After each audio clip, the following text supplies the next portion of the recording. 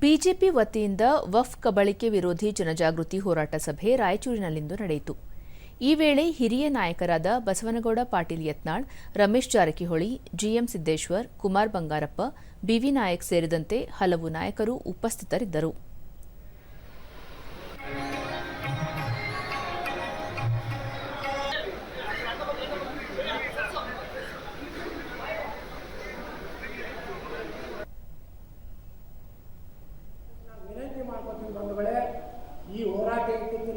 ಬಳಿಕ ಬಸವನಗೌಡ ಪಾಟೀಲ್ ಯತ್ನಾಳ್, ವಕ್ಫ್ ಮಂಡಳಿ ವತಿಯಿಂದ ರೈತರ ಭೂಮಿ ಕಬಳಿಕೆ ವಿರುದ್ಧ ನಿರಂತರ ಹೋರಾಟ ನಡೆಯಲಿದೆ.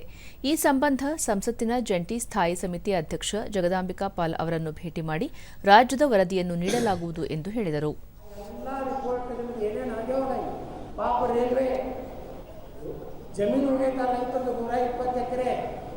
ಪರಿಹಾರ ಪೂರ್ವವಾಗಿ ಡಿಸಿ ಇದು ಲ್ಯಾಂಡ್ ಅಕ್ವಿಸಿಷನ್ ಆಫೀಸರ್ ವಕಾಫದ ಸಿಇಒ ಪತ್ರ ಬರೀತಾನೆ. ಅರವಿಂದ್ ಲಿಂಬಾವಳಿ, ರಾಯಚೂರು ಜಿಲ್ಲೆಯೊಂದರಲ್ಲೇ ಸರಿಸುಮಾರು 3.5 ಎಕರೆ ಜಮೀನಿಗೆ ವಕ್ಫ್ ಮಂಡಳಿ ನೋಟಿಸ್ ನೀಡಿದೆ. ರಾಜ್ಯ ಸರ್ಕಾರದ ಈ ರೀತಿಯ ರೈತ ವಿರೋಧಿ ಹಾಗೂ ಜನ ವಿರೋಧಿ ಹೋರಾಟಕ್ಕೆ ಎಲ್ಲರ ಸಹಕಾರ ಅಗತ್ಯ ಎಂದು ತಿಳಿಸಿದರು. ಅವಾಗ ನಾವು ಮಾಡಿದ್ದೇನಂತಂದ್ರೆ, ಕುಮಾರ್ ಬಂಗಾರಪ್ಪನವರೇ ಅಧ್ಯಕ್ಷರಿದ್ರು ಆ ಸಮಿತಿಗೆ. ಈ ಮುಸ್ಲಿಮರು ಯಾರ್ಯಾರು ವಕ್ಫ್ ಆಸ್ತಿ ಹೊಡೆದಾರಲ್ಲ ಅವ್ರು ಮಾತಾಡೋಕೆ ಹೇಳ್ತಾರೆ. ಅವರ ಆಸ್ತಿಗೆ ನೋಟಿಸ್ ಕೊಟ್ಟಿರೋದು, ನಾವು ಅವ್ರಿಗೆ ನೋಟಿಸ್ ಕೊಟ್ಟಿರೋದು. ಬಿವಿ ನಾಯಕ್, ರಾಜ್ಯದಲ್ಲಿ ರೈತರ ಪರವಾಗಿ ಧ್ವನಿ ಎತ್ತಲು ಹೋರಾಟ ಹಮ್ಮಿಕೊಳ್ಳಲಾಗಿದೆ ಎಂದು ತಿಳಿಸಿದರು.